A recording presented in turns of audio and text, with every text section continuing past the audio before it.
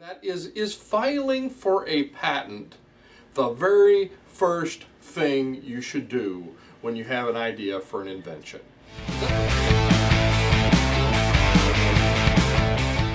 Hey, it's Don Skaggs with Empowered Inventing, where we try to help you help other people by taking your great innovation, the right opportunity, mixing that with sound wisdom so you can turn them into real things like products and businesses.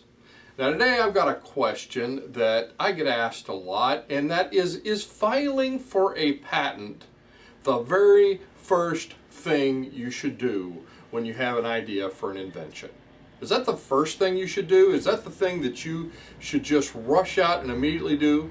And it's also a question that I often get asked when I'm sharing what we call our idea steps, which are these steps that you take. You start off with writing 500 words about your idea. And then there's another step after that, and then there's another step after that. But guess what? Filing the patent is not step one. And I get a lot of people that will push back at that sometimes, and they'll say, well, Don, why is filing for the PPA or filing for the provisional patent application, why is that not the first thing? What if somebody steals my idea?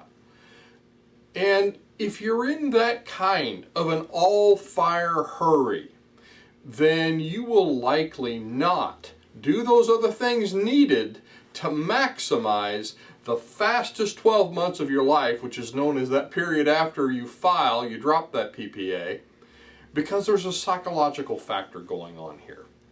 And let me talk to you about that. You see, success in inventing, I believe, is 80% behavior and 20% head knowledge.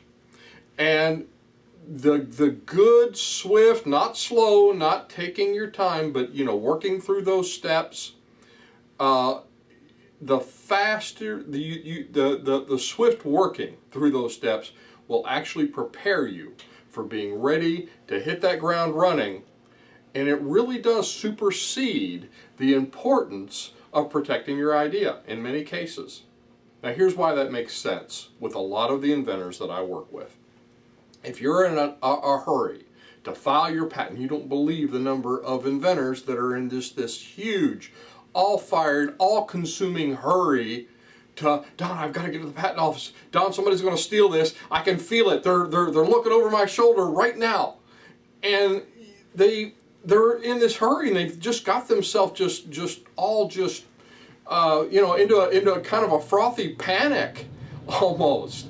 So they're not taking that time to prepare to commercialize it. And it's not going to help you in the long run. If you hurry to file your patent, it's not going to. Then you're going to take longer actually to prepare, to commercialize, to answer that one important question.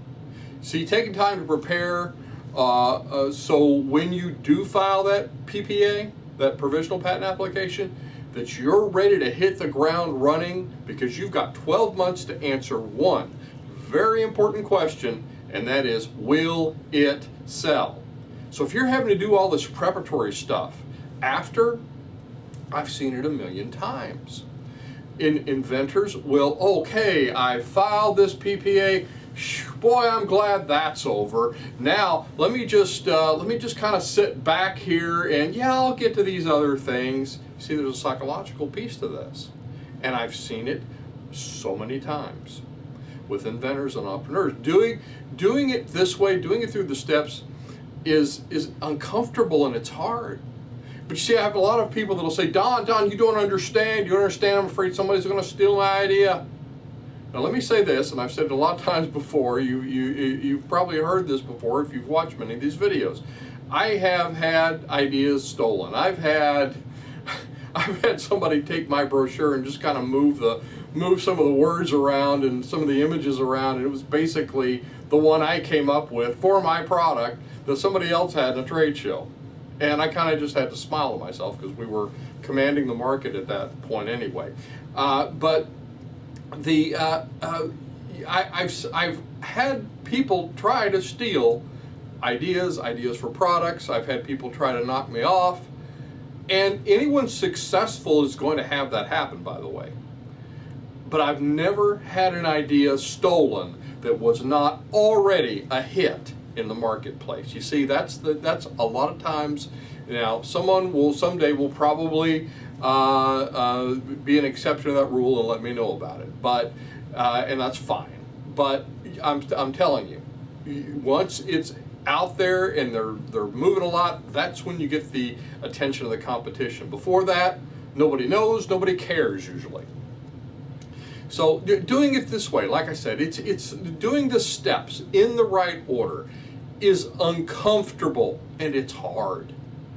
But it retrains your brain to get your idea up and going and ready to give it traction. So when you drop that PPA, you're ready to go.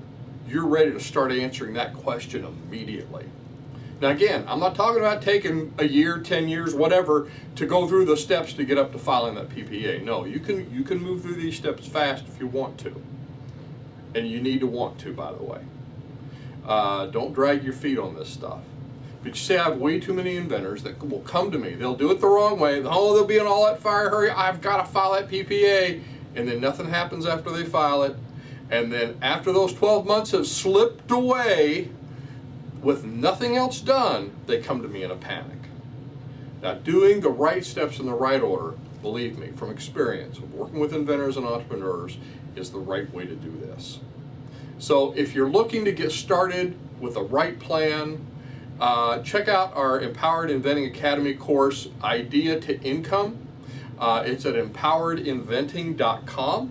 And these are courses you can take at your own pace from your own office, home, desktop, laptop, phone, however you want to consume your good wisdom and knowledge that we offer. So check that out. Also, if you're watching this on YouTube or LinkedIn, please like, subscribe, help us to build our tribe. And I'm Don Skaggs. This is Empowered Inventing TV. Thank you so much for watching, and I will see you at the next meeting, workshop, maybe on one of our online courses, or on the next video.